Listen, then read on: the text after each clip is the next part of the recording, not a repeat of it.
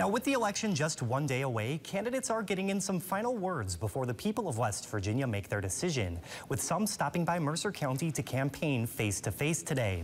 Republican gubernatorial candidate Chris Miller met with Mercer County locals at Dolly's Diner to ask for their vote. Miller explained what his plan would be for his first 3 days in office. That's audit the state government to prevent waste, require drug tests for welfare recipients, and get rid of the income tax. He says that this plan, combined with his focus on coal, geothermal, and natural gas energy, will help create a thriving economy in West Virginia. I think we can cut the cost of power by up to 70% and use that as the foundation of all of our economic growth and development. You get rid of the income tax, your power costs 70% less, bam, you've got a bunch of economic activity.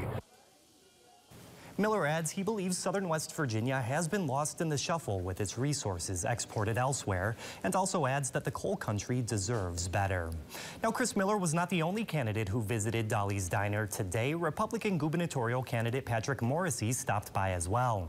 We caught up with him at the Princeton Tourist Information Center, where he says he feels really good about the election. Morrissey credits his perceived success to his conservative track record, taking on drug companies for settlements, protecting coal and energy jobs, along with opposing mandatory vaccines.